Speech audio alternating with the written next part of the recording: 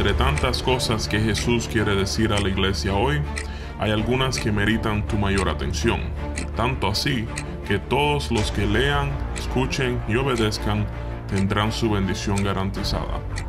Se trata del mensaje a las 7 iglesias de Apocalipsis, o las 7 iglesias de Asia Menor, lo que hoy es Turquía moderna. Un mensaje que Jesús ordenó comunicar al apóstol Juan, uno de sus mejores amigos y el último de los apóstoles en morir. Juan fue también alguien radicalmente transformado por su relación personal con Jesús y su convicción después de verlo resucitado. La intención original de este mensaje fue que llegara a nosotros hoy, porque el tiempo está cerca. Te invitamos a seguir la serie de enseñanza La Iglesia antes del retorno. Un mensaje para cada creyente hoy, uno que debes leer, estudiar, escucharlo, dejar que penetre y obedecerlo. Debe cambiar su comportamiento y últimamente cambiar su vida. Recuerda, el fin es la bendición de Dios.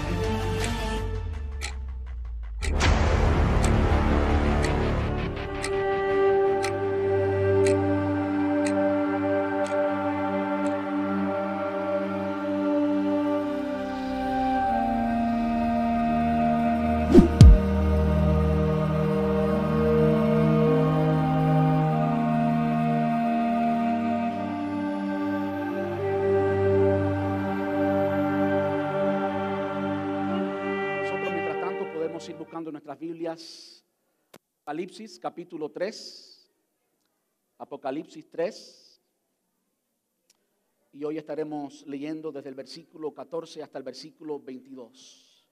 Apocalipsis 3, desde el 14 hasta el 22. ¿Qué tal si nos ponemos en pie una vez más? Y así usted puede decirle a la esposa, al esposo o a los compañeros de trabajo que el lunes no fue al gimnasio porque el domingo hizo mucho ejercicio en la iglesia.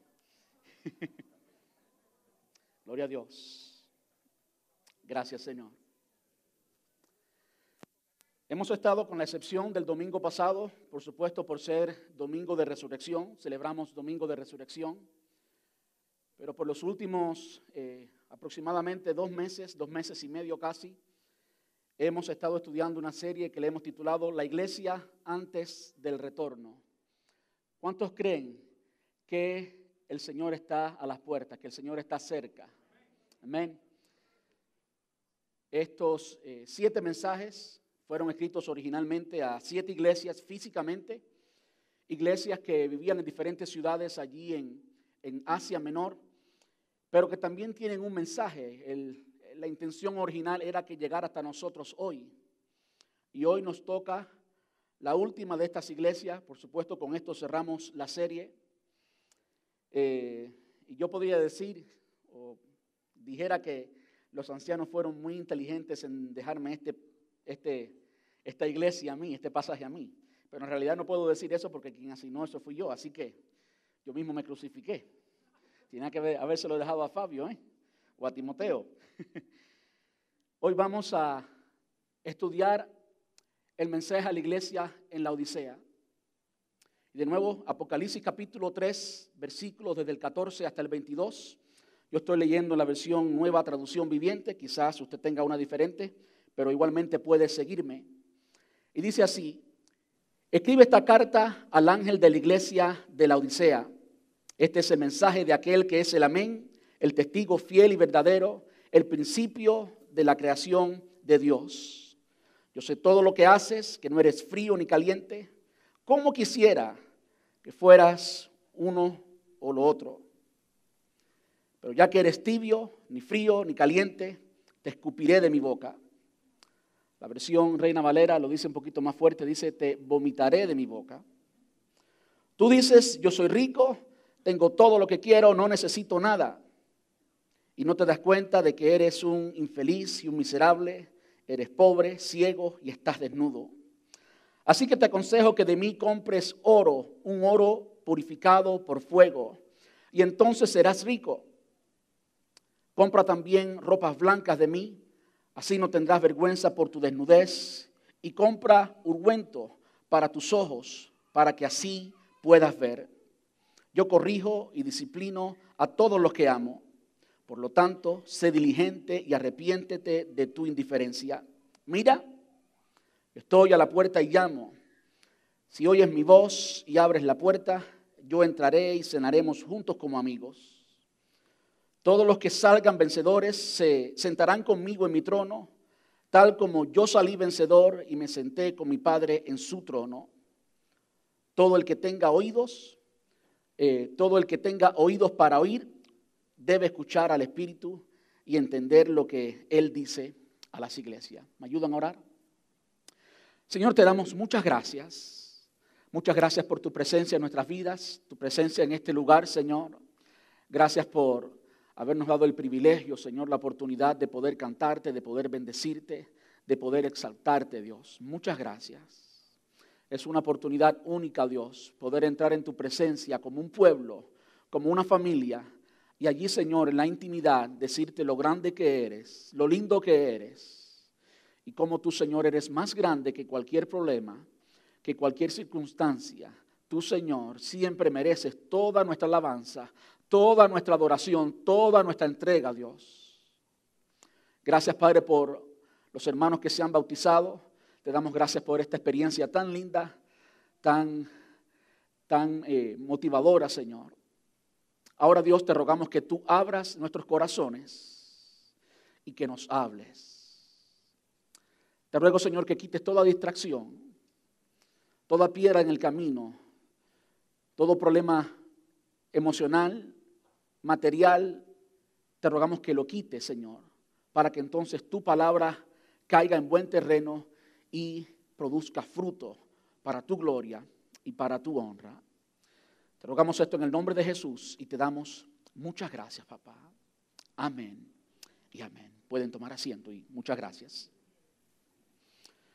Como les decía, hemos estado mirando el mensaje del Señor Jesús a las 7 iglesias de Asia Menor, también conocida como las 7 iglesias de Apocalipsis. Y dentro de estas iglesias hay 2 de ellas, solamente 2, a las cuales el Señor no corrige, a las cuales el Señor simplemente exalta y consuela, que son la iglesia de Esmirna y la iglesia de Filadelfia. Las otras 5 iglesias son iglesias que el Señor, aquellas que tenían cosas que elogiar, el Señor las elogia. Y así vemos cómo es Dios de justo y bueno, que Él mira ambas cosas. Creo que eso es lo que revela exactamente lo que es la justicia, ¿verdad? Ver lo bueno y ver lo malo, no solamente ver una parte. Y hemos visto eso en 4 de esas iglesias. Por ejemplo, la iglesia de Éfeso, los cristianos que vivían en esta ciudad llamada Éfeso, o en esta región llamada Éfeso. Y vemos cómo el Señor corrige que habían perdido su primer amor. Yo creo que ahí comienza todo. Habían perdido esa pasión, esa intimidad, esa relación real y personal con Jesús. Después vimos la iglesia de Pérgamo y vimos cómo el Señor la corrige porque era una iglesia que había accedido al pecado. Le había abierto las puertas al pecado y el Señor es santo, el Señor es justo, el Señor murió, el Padre envió a su Hijo para morir en la cruz del Calvario precisamente para que fuéramos libres del pecado. ¿Cómo podremos regresar al pecado? Y vimos cómo el Señor corrigió también a esa iglesia, la iglesia de Pérgamo. Vimos también la iglesia de Tiatira, cómo allí había idolatría, había prostitución espiritual, habían comenzado a adorar a otros dioses y se habían desviado del Dios que le había entregado todo. Vimos también la iglesia de Sardis, un mensaje fuerte a la iglesia de Sardis. Era una iglesia básicamente muerta, la iglesia muerta, la iglesia de Sardis. Pero aún a la iglesia de Sardis el Señor tenía algunas cosas buenas que decirle. Todavía había un remanente allí en la iglesia de Sardis. Y tristemente la iglesia que vamos a ver hoy es una iglesia en la que el Señor no encontró absolutamente nada bueno que decir. Nada bueno que decir. Vemos cómo el Señor elogia aquellas cosas buenas que había visto en el resto de las iglesias, pero cuando llega a esta no tenía absolutamente nada bueno que decir. No había elogios, solo había reprensiones. Posiblemente, digo solamente posiblemente, yo no estoy absolutamente seguro, aunque hay muchos maestros, a los cuales respeto y confío mucho, como John MacArthur, por ejemplo, que dice que esta era una iglesia totalmente de falsos cristianos, de personas que en realidad no eran cristianos, que no eran creyentes. Y yo estoy un poquito en desacuerdo con John MacArthur, pero al final eso no importa. Por favor, abra su corazón hoy a lo que el Señor nos quiere decir hoy. Amén. ¿Está de acuerdo conmigo? Yo también lo he tenido que hacer, abrir mi corazón a lo que el Señor me ha querido decir. Pero sí es cierto que en su mayoría, por lo menos en su mayoría, esta iglesia era una iglesia gobernada por carnalidad. Era una iglesia, una vez más, en la que el Señor no encuentra absolutamente nada bueno. Una iglesia de personas orgullosas, no quiero decir si eran cristianos o no, eso se lo dejo al Señor. Y posiblemente muchos inconversos. Yo no quiero decir que todos, pero sí había muchos allí inconversos que no conocían al Señor, que no tenían al Señor en su corazón. Ahora, algo que me llama mucho a mí la atención, y es una pregunta que usted y yo debemos hacer, no es, ¿cómo puede ser que una iglesia llegue a ser tan apreciada por los hombres y le produzca tanto asco a Dios? Ahorita cuando veamos el contexto y demás vamos a entender precisamente por qué uso esa palabra asco. Obviamente cuando se nos dice que lo vomitaré de mi boca son palabras muy fuertes, pero tenemos que entender que aquel que dijo esas palabras es el mismo que tuvo la voluntad de morir en la cruz del Calvario y aún en esta ocasión tenía la voluntad y el amor, el puro afecto de su voluntad, tenía amor todavía suficiente para después de todo eso, aún en esta condición, después del regaño, extenderle una invitación y una oportunidad para que ellos se arrepintieran y vinieran a Cristo y dejaran de ser una iglesia que produzca asco al Señor. ¿Cómo puede ser que una iglesia tan apreciada, tan aplaudida, tan conocida, tan famosa, entre los hombres por supuesto, era tan desconocida por Dios o tan conocida por producirle asco, por producirle deseos de vomitar al Señor? Y eso no lo digo yo, lo dice el Señor. Así que yo no tengo más opción que simplemente decirlo y reconocerlo y escudriñar nuestros corazones para asegurarnos que no nos convirtamos en esa iglesia. Y hay otra pregunta más, creo que está en sus pantallas, y es ¿cómo podemos evitar convertirnos cada uno en lo personal? Por favor, no comience a pensar en el hermano, en la hermana, en aquel hermanito que está medio flojo, el que da fruto a 30%, porque ese, pues, si da fruto a 30% parece más mundano que cristiano, pero da fruto a 30%. Existe ese tipo de cristiano. Claro, ese cristiano debe estar en crecimiento y debe estar muy insatisfecho con que dé fruto a 30% y no a 60 o no a 100. Pero todos estamos en ese proceso, ¿verdad? En producir más para el Señor. ¿Cómo podemos evitar convertirnos, cada uno en lo personal, en una iglesia así, en una iglesia tibia? Y ese es el título de mi sermón, tibio, simplemente tibio. Si primero vamos al versículo 14 y miramos algunas cualidades del mensajero y vamos a entender claramente por qué él habla de estas cualidades en esta iglesia. Dice, este es el mensaje de aquel que es el amén. Quiere decir que obviamente conocemos que aquí quien está hablando es Jesús o el mensajero es Jesús, aunque es el apóstol Juan quien escribe, pero él se identifica como el amén, como un amén personalizado en Cristo. El testigo fiel y verdadero, el principio de la nueva creación de Dios. Cada vez que hemos visto la introducción a una de estas cartas, el Señor es quien se presenta. Y cuando el Señor se presenta, siempre ha hablado de parte del carácter de Dios, de parte del carácter de Jesús, que tiene que ver con su deidad, que tiene que ver con quien Él es, como por ejemplo el alfa y el omega, el principio y el fin, ¿ve? Aquel que creó todo, alfa y omega, el que consume todo, el Señor Jesús. Pero en esta ocasión hay tres cosas que el Señor nos quiso decir o le quiso decir a esta iglesia. Y la primera es que Él es el amén. Él es la afirmación de la verdad o de la veracidad y de la certeza. Recuerde que el Señor básicamente se está presentando, de modo que tenemos que entender esto y como darle una imagen. Podemos entenderlo, qué es lo que el Señor quiere decir y qué está diciendo de su carácter.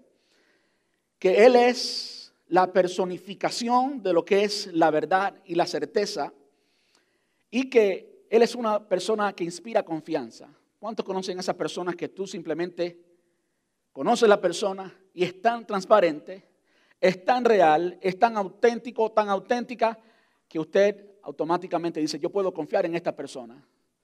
Bueno, yo quiero que usted sepa hoy que si en alguien usted puede confiar, es en el Señor Jesús. No hay otro amigo más fiel, como decía un himno muy antiguo. No hay alguien que te ame más, ni mami, ni papi, ni tu esposa, ni tus hijos. No hay alguien que te ame más de lo que el Señor Jesús te ama.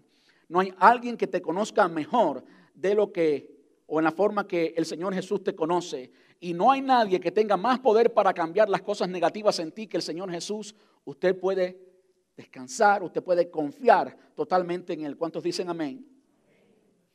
Eso es lo primero. Lo segundo tiene que ver más bien con su mensaje, ya que Él se presenta como el testigo.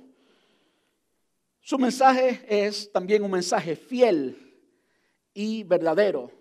No solamente es la pura verdad, sino también es certero. En otras palabras, cuando Dios dice algo, Él dice exactamente lo que es. El hombre puede tener una opinión, las personas pueden tener una opinión, tú incluso puedes tener una opinión incorrecta de ti, y eso precisamente pasaba con la iglesia en la Odisea. Pero cuando el Señor dice algo, usted puede, como se dice en inglés, you can take it to the bank, que eso es lo que es. Y es por eso que debemos prestar atención a lo que el Señor nos quiere decir, porque cuando el Señor nos habla precisamente, exactamente lo que necesitamos escuchar.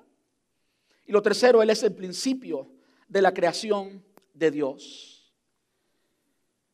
Cuando usted escucha esta palabra, el principio de la creación de Dios, estoy convencido que usted en algún momento en su pasado, si ha sido cristiano, incluso si no ha sido cristiano igualmente, se ha encontrado con algún testigo de Jehová que llega y le toca la puerta y le dice que Jesús no es Dios, porque dice Apocalipsis que Él es el principio de la creación y por lo tanto es alguien creado. Juan había escrito esto, por supuesto, inspirado por el Espíritu Santo. Al final es insignificante quién lo escribió, si fue Juan, Pedro o quien sea. Inspirado por el Espíritu Santo, escribe esto. En otras palabras, el Espíritu Santo es quien dice esto a la iglesia. El Señor Jesús es quien dice esto a la iglesia. Y lo dice por una razón. La iglesia en la Odisea estaba muy cerca de la iglesia en Colosas, y vamos a verlo ahorita claramente. De modo que ambas iglesias tenían mucha influencia una sobre la otra. El Señor, el Señor, a través del apóstol Pablo le dice a la iglesia en Colosas que comparta la carta a los colosenses con la iglesia en la Odisea, y que al mismo tiempo ellos, la iglesia de Colosas, debía leer la carta escrita también a la Odisea, aunque no parte del canon bíblico. Evidentemente, el apóstol Pablo escribió también una carta a la Odisea, y el hecho de que aconseja que ambas iglesias intercambien las cartas y se lean la una, lea la de la otra, quiere decir que las necesidades eran similares. Y algo que estaba afectando, que había afectado mucho a la iglesia en Colosas, era la enseñanza de que Jesús no es Dios. La enseñanza de que Jesús no es Dios. Y eso es hasta los días de hoy muy común. Muchas personas les cuesta mucho trabajo entender que Jesús es Dios, y yo no pretendo en estos próximos minutos aclarar eso. Simplemente le quiero decir lo siguiente: usted no puede traer luz a las Escrituras a raíz de su conocimiento. Su conocimiento comparado con la verdad de la palabra de Dios reflejada allí claramente, usted está totalmente oscuro, usted es un necio, usted no sabe nada, así que usted debe parar de intentar traer lógica a la palabra de Dios pensando que su conocimiento es la guía para decir si la palabra de Dios está bien y determinar, de acuerdo a lo que usted sabe, si entiende o no, o acepta o no lo que la palabra dice. Usted debe examinar la palabra de Dios y dejar que ella misma se explique. La Biblia es la palabra de Dios, y es el pensamiento de Dios en su totalidad, o al menos el pensamiento que nos permitió conocer. Y Dios es coherente en su pensamiento.